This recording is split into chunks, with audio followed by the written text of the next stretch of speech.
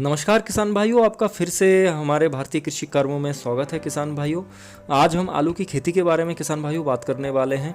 आलू भारत में एक महत्वपूर्ण खाद्य फसल है। चावल और गेहूं के बाद दुनिया में सबसे ज़्यादा खाने के लिए इस्तेमाल की जाने वाली आलू तीसरी सबसे महत्वपूर्ण खाद्य फसल है। दुनिया भर के लगभग 125 से अधिक देशों में इसे उगाया जाता है। इसलिए किसान भाइयों, आलू जो है एक बहुत ही प्रॉफिटेबल एक आपका फसल है, जिसमें किसान भाई इसको उगाकर बहुत ही ज़्यादा मुनाफा कमा सकते हैं।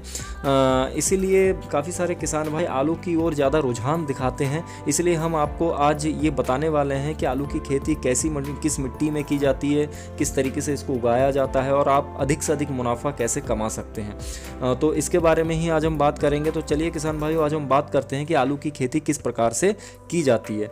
किसान भाइयों, सबसे पहले तो आपको इस चीज़ का ध्यान रखना है कि इसमें जल निकासी वाली सूखी मिट्टी ज़रूरी होती है कि आपके खेत में जल निकासी की उचित व्यवस्था हो, क्योंकि जिस खेत में जल भराव होगा वहाँ पे इसकी खेती बहुत ही मुश्किल होती है किसान भाइयों, और उपज अच्छी नहीं हो पाती है।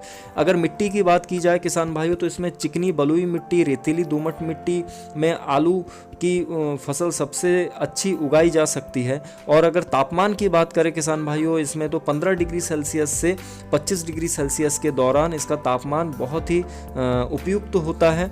और 30 डिग्री सेल्सियस से ऊपर यदि इसका तापमान चला जाता है तो कंद उगना बंद कर देता है।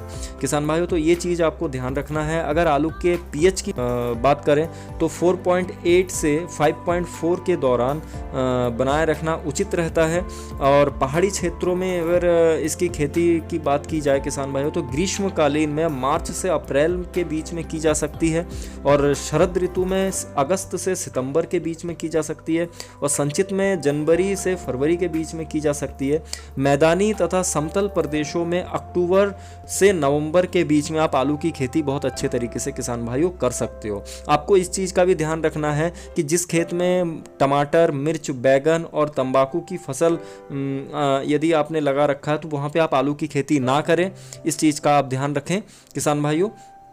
अब अगर आप खेती कर रहे हैं किसान भाइयों, तो सबसे पहले मिट्टी का परीक्षण करना बहुत ही ज़्यादा ज़रूरी होता है किसान भाइयों, क्योंकि आपको पता है कि मिट्टी के परीक्षण करने से आपके ज़मीन में क्या क्या न्यूट्रिशन की कमी है, माइक्रो न्यूट्रिशन की क्या क्या कमी है, उसका आपको पता चल जाता है। आप उसी हिसाब से खाद दवाई आप अपने खेतों में देकर अपनी पैसे की बचत आप कर सकते हो किसान भाइयों। तो इसीलिए मैं आपको सलाह यही देना चाहूँगा कि आप मिट्टी की जाँच ज़रूर करवा लें। इसके बाद किसान भाइयों, जो हम बात करते हैं कि जुताई किस प्रकार से की जा सकती है किसान भाइयों। मिट्टी को जिस दिन बहुत तेज धूप निकली हो उसी दिन आप खेत की जुताई करें।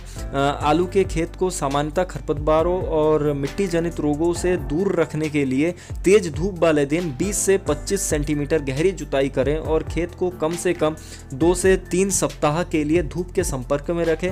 जुताई के बाद खेत में सिंचाई या बुवाई ना करें किसान भाइयों, इस चीज़ का ध्यान रखें।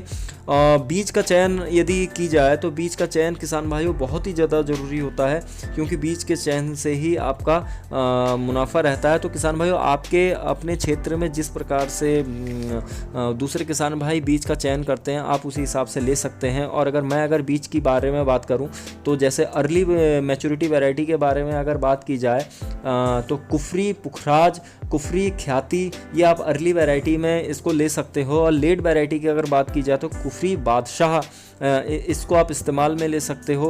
और प्रोसेसिंग मैच्योरिटी वैरायटी जो है आपका चिपसोना फर्स्ट, चिपसोना थर्ड, इसका आप उपयोग कर सकते हो किसान भाइयों। ये बहुत ही ज़्यादा अच्छी वैरायटी होती है, और आपको इस चीज़ का भी ध्यान रखना है कि हर क्षेत्र में किस तरह की वैरायटी लगाई जा रही है। आपको इस चीज़ को ध्यान रखकर ही आप अपने आलू की बीज का चयन करें किसान भाई।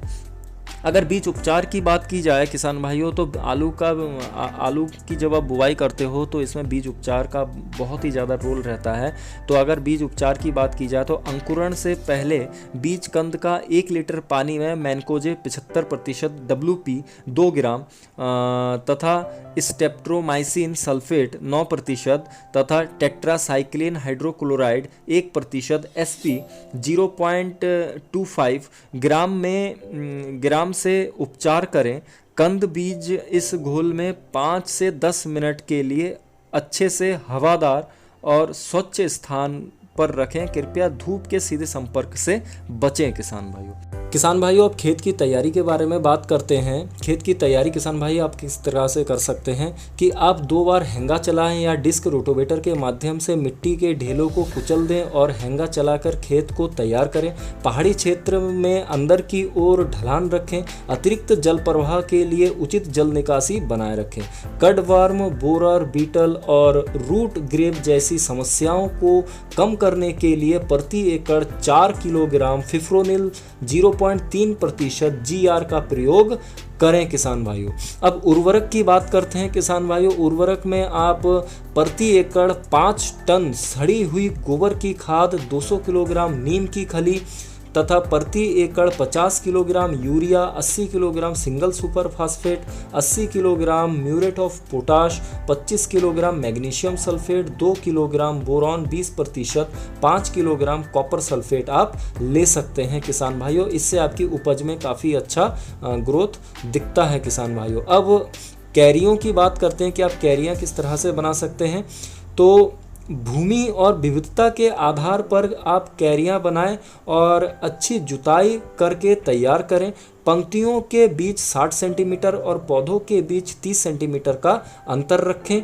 ये चीज़ आपको ध्यान रखना है किसान भाइयों। अब इसके बाद जब बुवाई की बात की जाती है तो बुवाई में आप प्रति एकड़ 10 से 12 क्विंटल रोग मुक्त अच्छी तरह से अंकुरित 30 से 40 ग्राम वजन वाले बीज कंद का उपयोग करें। यदि आप हाथ से बुवाई कर रहे हैं तो पूरे या कटे हुए कंद को मेड़ में बने छेद में 8 से 10 सेंटीमीटर की गहराई तक हाथ से दबाएं और मिट्टी से ढकें। मशीन से यदि आप बुवाई कर रहे हैं तो 2 पंक्तियों के बीच 60 से 65 सेंटीमीटर और कंद के बीच 15 से 25 सेंटीमीटर का अंतर होना चाहिए किसान भाइयों। ये चीज़ आपको ध्यान रखना है। इसके बाद बुवाई के 5 से 7 दिन बाद फौरो सिंचाई या ड्रिप सिंचाई से खेत की सिंचाई करें। इससे पौधों को एक समान अंकुरण में मदद मिलेगी।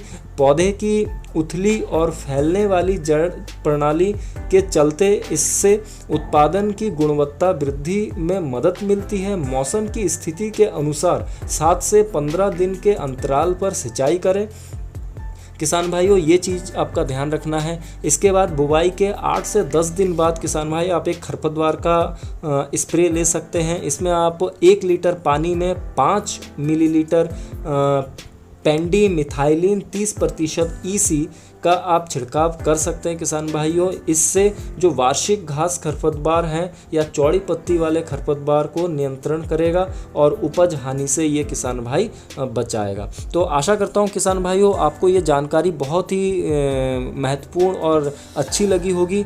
तो आपको अगर ये वीडियो काफ़ी पसंद आया है किसान भाइयों तो आप प्लीज़ लाइक, शेयर और सब्सक्राइब कर दीजिए और दूसरे किसान भाइयों को भी ये वीडियो शेयर कीजिए ताकि वह भी यह वीडियो देखकर अपनी आय को 2 गुनी 3 गुनी कर सके। तो आशा करता हूँ आपको किसान भाइयों बहुत अच्छी जानकारी इससे मिली है। तो मिलते हैं हम किसी अगले नए वीडियो में, तब तक के लिए धन्यवाद। आपका दिन शुभ हो। जय हिंद।